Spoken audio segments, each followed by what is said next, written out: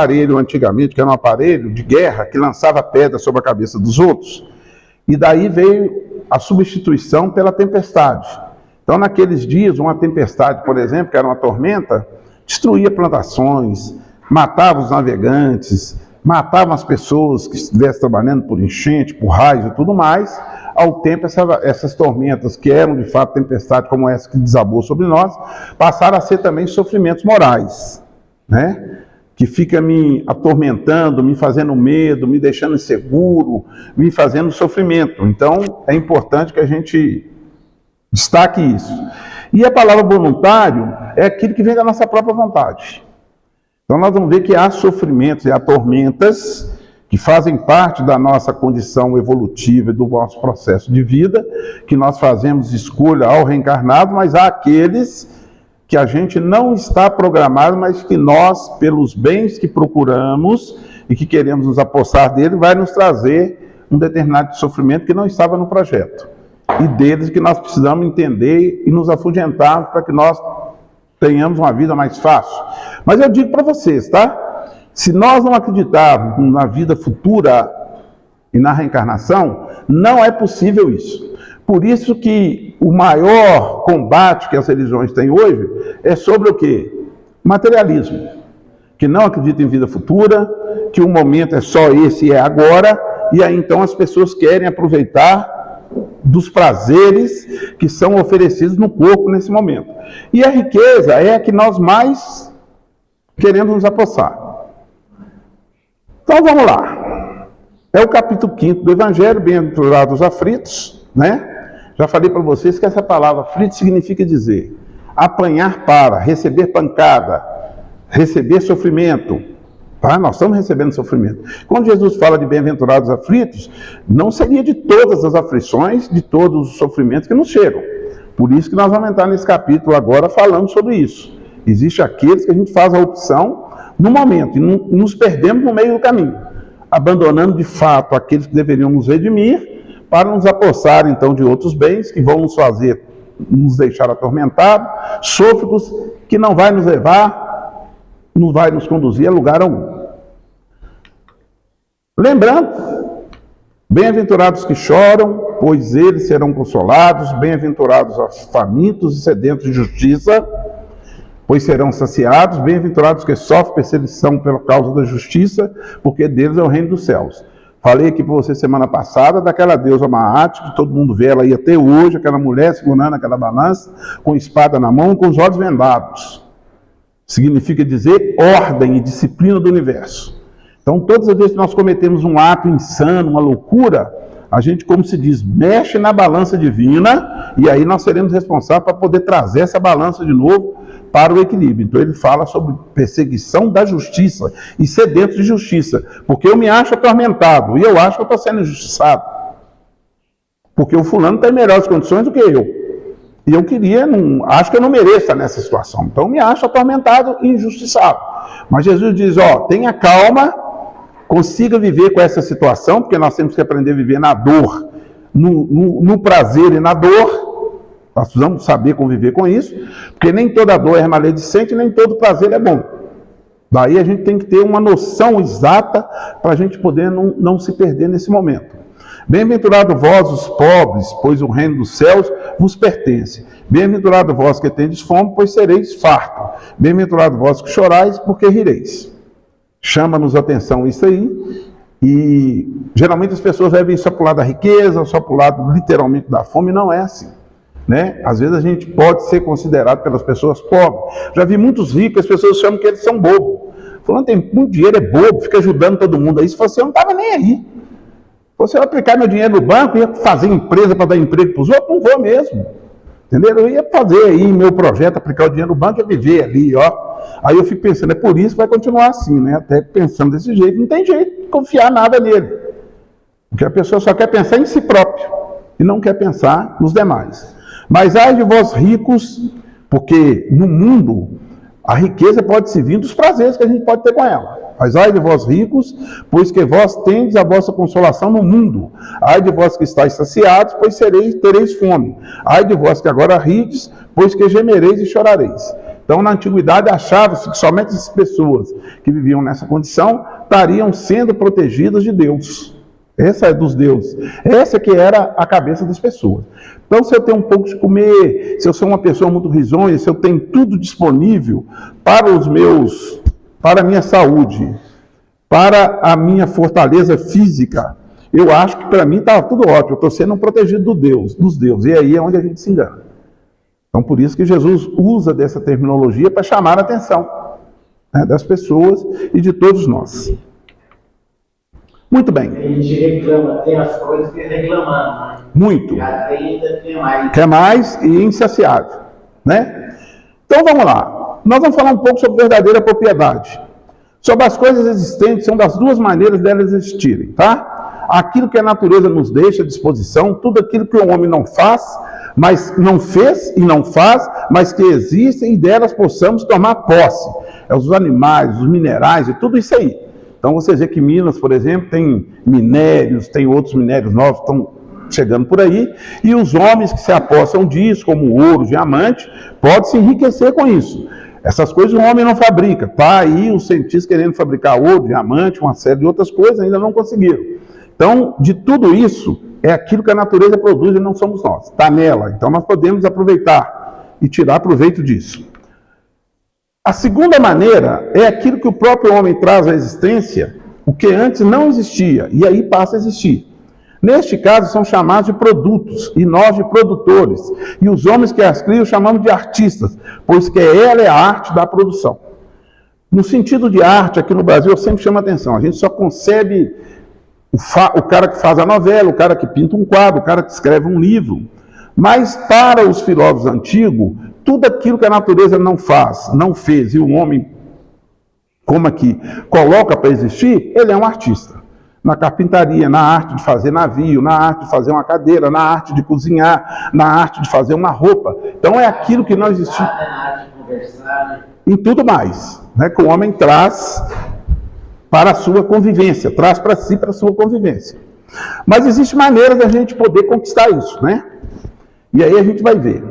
Quantas coisas existentes, sejam elas naturais ou produzidas pelos homens, delas possamos nos apossar. A essa arte pela qual nos apossamos das coisas, damos o nome de arte da aquisição. Então, tudo que a gente pode pegar para nós, seja produzido pelo homem ou pela natureza, nós chamamos de aquisição. Tá bom? Mas existem duas formas da aquisição também. Vocês vão falar assim, epa, toda hora você está repetindo a coisa. A arte da aquisição é o seguinte, ou seja, a arte do aprendizado, do conhecimento, as do ganho de luta e caça. Não é assim que a gente pode adquirir as coisas? Pela luta, pela troca, pelo trabalho, pela caça, pelo aprendizado, pelo conhecimento. Mas que por meio das palavras e ação, procura apropriar-se do que existe ou foi produzido, ou impedir que os outros se apropriem. Aí já começa a nossa confusão. Então nós podemos apossar das coisas pelo aprendizado, pelo conhecimento, pelo ganho, pela luta e pela caça. Mas essas pessoas nada fabricam, mas querem se apossar daquilo que o outro fez. Nossa confusão começa aí. Nesse caso, existem duas modalidades de aquisição. De um lado, temos a troca voluntária, por meio de presentes, locação e compra. Isso a gente faz todos os dias aí. Do outro, tudo que visa a captura, a arte da captura.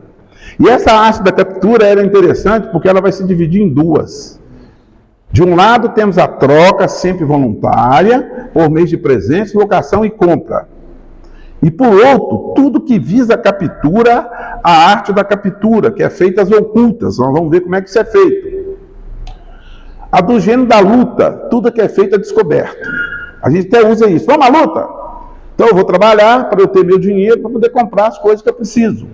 Né? Então é uma arte da captura. Nós vamos falar que é a arte da luta. Na outra ponta da arte da captura, a arte do gênero da caça, o que for as ocultas. E aí, então, entra um grande problema para nós, essas feitas ocultas. Quanto ao gênero da luta, feita descoberta, vamos adquirindo as coisas pelo trabalho remunerado, pela troca, pela compra, pela venda, etc. e tal. No entanto, a do gênero da caça, ela é feita às ocultas. Temos o roubo, a sedução e a persuasão. E aí é que é o grande problema nosso. da captura das coisas que a gente não fez, não tem, mas que a gente vai usar meios ilícitos para poder nos apossarmos dessa coisa. Aí começa o dilema do ser humano. Tudo que nós adquirimos pela captura, seja pela luta ou seja pela caça, recebe um nome comum, que quando deles nos apossamos, chamamos de nossos bens. Esses bens podem ser divididos em 3 tipos, não é isso? O carro é meu bem, a casa é meu bem, a mulher é meu bem, o marido é meu bem, meus filhos é meu bem, nós vamos aí, né? Alguns eu preciso de dinheiro para comprar, outros eu vou conquistando no lábio. Por isso que a captura feita às ocultas é a pior de todas, porque é o roubo, a sedução e persuasão. Persuadir a pessoa é quando eu levo ela a mudar de opinião. E a sedução é quando eu tiro a pessoa do caminho certo para levar ela, conduzir ela para o buraco para eu tirar proveito disso. Então esses bens podem ser divididos em 3. Aí entra em cena nós. Os bens da alma, que nós muitas vezes não damos muita atenção deles. E são os mais dignos de estima. As virtudes, o conhecimento, o entendimento, sabedoria prática e sabedoria científica. Sabedoria científica é a nossa capacidade moral de compreender as leis e agirmos de acordo com ela. O Evangelho de Jesus não tem outra melhor. Todas que nós fazemos na sociedade, elas hoje existem e amanhã têm que ser mudadas. Por isso que eu falo, precisamos seguir Jesus e o Evangelho dele. Porque com relação às virtudes, não tem algo que nós vamos aprender melhor do que com ele. Não existe outra, tá certo? Mas isso aí precisa de aquisição e é hábito. Essa captura por hábito. O hábito é aquilo que eu vou insistentemente praticando, até que eu me torne assim, naturalmente eu faço aquilo. Não uso dinheiro, não usa mais nada, mas meu esforço de aprender e de buscar conhecer aquela coisa. As do corpo, saúde, beleza e força. Essa é problemática. Beleza, que nós hoje estamos ficando meio doidos com ela, e saúde, nem então nos nossos aí, na academia, está ficando todo mundo perturbado com isso. Não que não seja importante. Quando você vai lá no Livro dos Espíritos perguntar sobre as paixões, os Espíritos vão dizer, as paixões são necessárias, mas o grande problema é o acréscimo que se dá a elas, esse é que é a nossa tormenta. Então nós pegamos esses bens do corpo, que é a saúde, beleza e força, queremos ter isso de qualquer jeito, não importa como. E os bens do mundo, a riqueza, a nobreza e a glória. E, gente, isso aqui, esses 3 últimos aqui, é o que nós mais nos empenhamos em ter. Esse do corpo, da saúde, beleza e força, e a riqueza, a nobreza e glória, que é os bens do mundo. Os bens espirituais da alma nós deixamos para lá, muito pouco. Não envolvemos muito com ele. E é o que a gente mais precisa. Vivemos nós, agora já está lá no item 23 do Bem-aventurados aflitos, ele diz assim, por que nós trouxemos isso aqui? Vive o homem incessantemente em busca da felicidade, que também incessantemente lhe foge, porque felicidade sem mescla não se encontra na terra. Entretanto, malgrado as vicissitudes que formam o cortejo inevitável da vida terrena, poderia ele, pelo menos, gozar da relativa felicidade, se não a procurasse nas coisas perecíveis sujeitas às mesmas vicissitudes. Ou seja, a consequência do que vem depois, a sequência daquilo que segue as coisas. Então nós estamos com os nossos desejos envolvidos na procura dos bens, que não são bens imperecíveis, mas são aqueles que hoje existem e amanhã não vão existir mais. Que são aqueles que nós falamos do corpo, que é a beleza, a força, a saúde, nós temos que ter mesmo, mas também estamos procurando a saúde do meio rápido, porque nós estamos tomando tanta coisa e tal para poder receber a beleza fixa, nós estamos comprometendo a nossa saúde. E a riqueza, a nobreza e evidentemente a glória, que também nós gostamos. Se vocês falarem que eu sou bonito, vocês terão minha aprovação, vou dar um lápis, sorriso para você. Me chamar de feio, eu acho que eu vou ficar chateado. Então, tá vendo? Isso é o que? A glória, isso é a nobreza. A gente gosta de receber elogio, né? Mesmo que o elogio seja mentiroso, a gente gosta e a gente se engana com isso. Então ele diz, isso é, nos gozos materiais em vez de procurar nos gozos da alma, que são prelibar dos gozos celestes imperecíveis. Em vez de procurar a paz do coração, única felicidade real nesse mundo, ele se mostra ávido de tudo que o agitará e perturbará. E coisa singular, o homem como que, de intento, cria para si tormentos que está nas suas mãos evitar. Então, todas as vezes que eu vou de encontro aos bens da sociedade ou do corpo, e nele eu invisto todo o meu tempo e fico naquela tormenta e perturbação, porque nós somos insaciáveis quase que em tudo, sabe, gente? A gente pode estar belo, mas chega no espelho, não, está faltando alguma coisa. Observe isso. Aí as pessoas fazem 30, 40 cirurgia plástica. Compra várias roupas novas, porque não estou beleza. Sabe por quê? Porque a beleza que nós estamos procurando, nós vamos ver um pouco no slide abaixo, é a beleza da alma. Quando nós não estamos nos sustentando na beleza física, que a gente não consegue achar que a gente está belo, às vezes a pessoa é até bonita de fato, mas ela não se sente bela, exatamente porque nós estamos procurando no lugar errado a beleza do espírito, que só vamos encontrar através das virtudes, onde de fato nós vamos procurar os bens que são imperecíveis, né? Então isso está pronto para nós evitar, mas nós não vamos evitar. Por isso que eu chamo dos tormentos voluntários.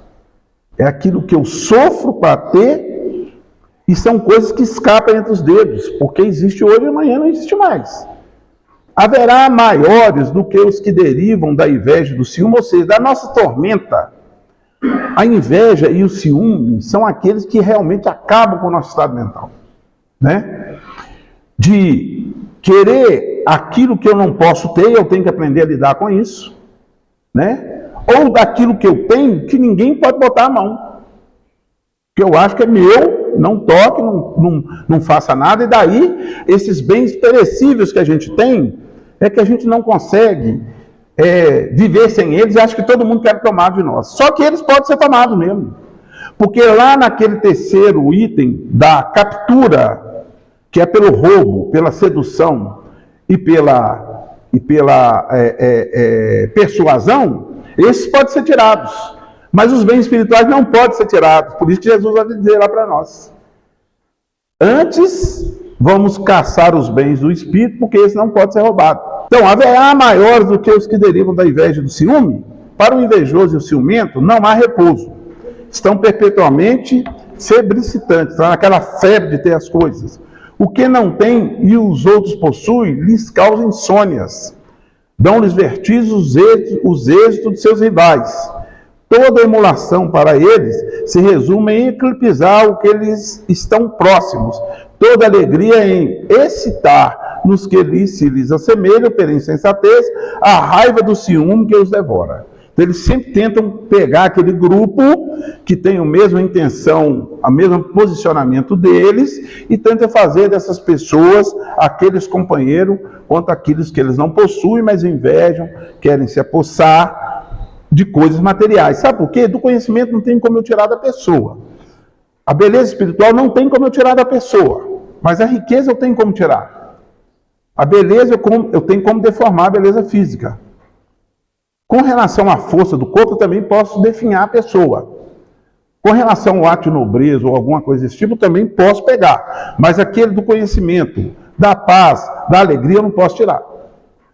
E aí, não podendo tirar, eu tento fazer com que essas pessoas fiquem atormentadas e lhes atacam os bens do corpo ou materiais ou da civilização, da sociedade que elas têm. Que é a riqueza, a nobreza, né? ou a glória, que a gente tenta se apossar deles. Aí ele vai: pobres, insensatos, com efeito, que não imaginam sequer que amanhã, talvez, terão de largar todas essas frioleiras, cuja cobiça lhes envenena a vida. Não é a eles, de certo, que se aplicam essas palavras: bem-aventurados os aflitos, pois que serão consolados, visto que as suas preocupações não são aquelas que têm no céu as compensações merecidas.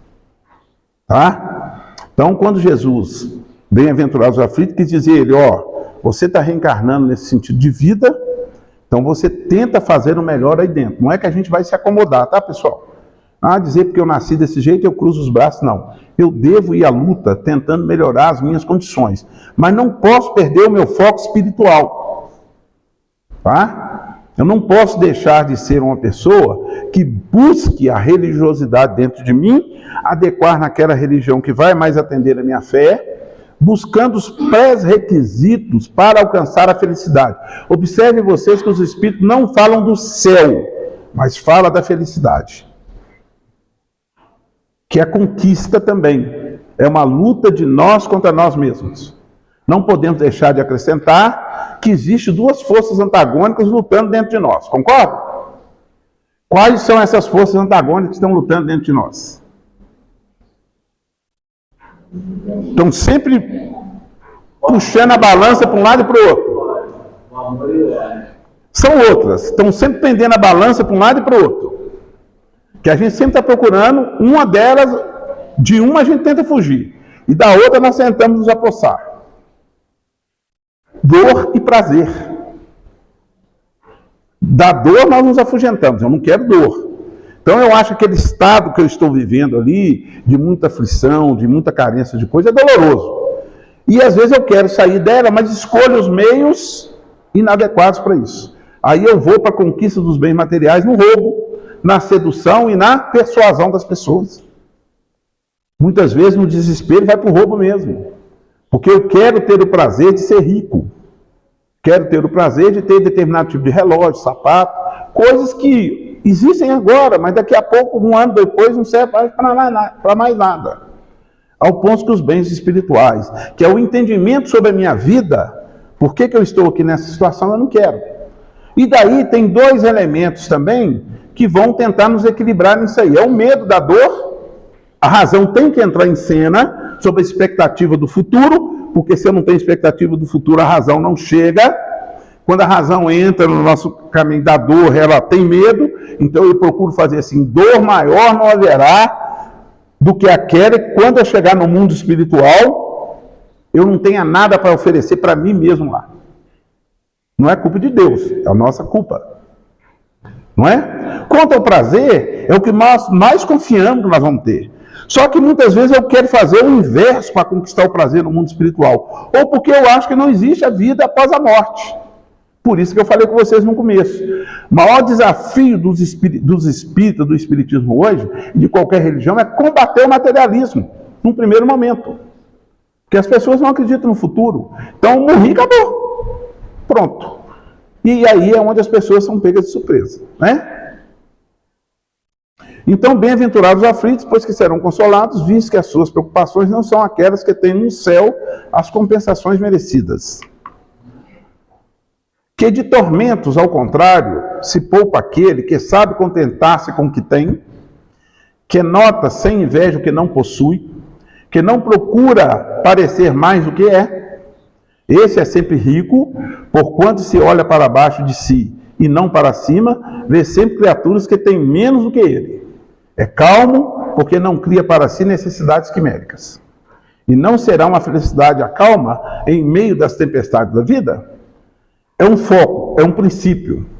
Que a felicidade plena está lá na 12ª parte dessa lei, desse capítulo aí que é das leis morais, sobre a questão do que é a felicidade. Nós não vamos adiantar, mas os Espíritos nos revelam lá. Então, a filosofia antiga sempre falava dessa felicidade. Quando a igreja entra em cena, ela troca pelo lugar no céu, seguindo aquela tradição judaica. Isso é abandonado, a gente vê que isso foi abandonado durante muitos anos, principalmente quando Aristóteles não fazia parte do nosso conhecimento filosófico, e aí quando ele volta naquela época das cruzadas, que nós nos apossamos, aí nós retornamos de novo a essa discussão. E por que eu falo isso? Porque os espíritos, através do livro dos espíritos, sempre falam em felicidade, nunca falam em céu, mas sim em felicidade. E a felicidade conquistada é um estado de espírito que me traz paz, calma, resignação, confiança, e eu passo a ter domínio sobre a mim mesmo. Governar a mim mesmo é importante. Sempre buscar o que é eterno, verdadeiro e belo, como espíritos.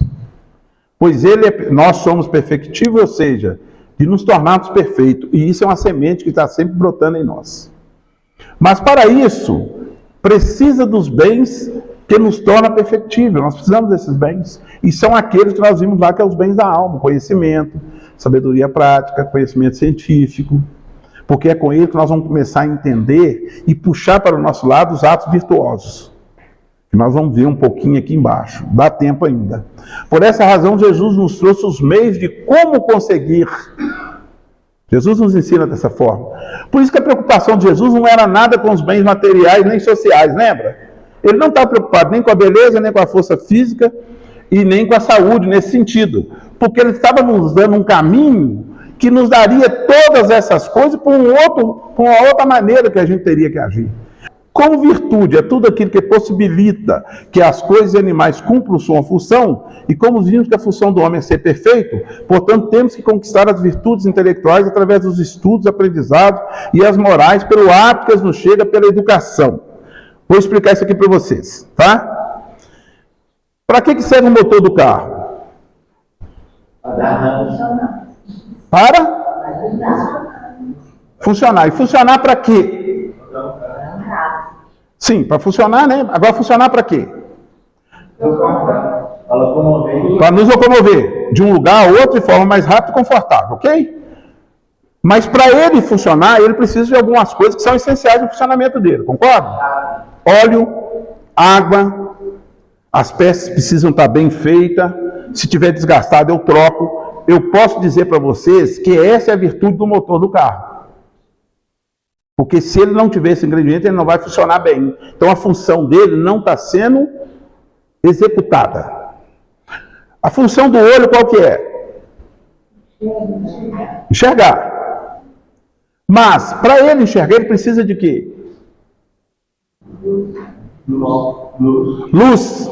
Qual a maior fonte de luz disponível para o nosso olho enxergar bem?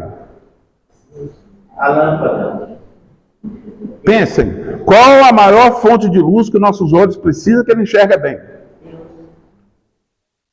O sol, não é? É no sol que o nosso olho tem a maior amplitude de visão. Qualquer outra coisa nesse sentido é artificial. Dificulta, mas ele vê, mas dificulta.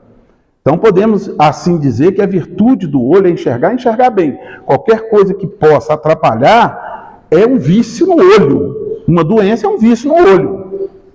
Ora, como nós, quando espíritos, somos feitos para ser perfeitos, e nós temos que atender aquela pergunta 132 do Livro dos Espíritos, quais os objetivos da nossa reencarnação, para que nós sejamos alcançar aqueles objetivos, nós precisamos do ato virtuoso. E o ato virtuoso é aquele que vai me dar no equilíbrio das minhas paixões. Eu tenho que equilibrá-las. Quando eu falei de ciúme e inveja, eu estou falando de defeito. Eu vejo a coisa do outro, quero ou não acho que ninguém tem que olhar porque é meu, porque eu acho que está todo mundo querendo se apossar do que é meu. Então eu crio problema com as pessoas. Pelo próprio defeito, você vê que nós já trazemos problema. Então, a virtude do espírito é manter as suas paixões sob controle. Não falei para vocês que quando foi perguntado dos espíritos, a paixão é necessária? O que é paixão? É a minha relação com vocês aqui. Eu falo, você se sente influenciado pela minha fala e eu com o de vocês. Tem hora que a gente fala coisa que o outro não gosta, o outro fica chateado. Então, essa é a nossa relação. Nós somos ativos e passivos. Eu estou falando, estou sendo ativo e vocês passivos que estão me ouvindo. E vice-versa. Então nós precisamos trabalhar isso. E para que nós tenhamos controle sobre as nossas paixões, são os atos virtuosos. Esses atos virtuosos nós vamos adquirir por hábito, pela boa educação. Não tem jeito não.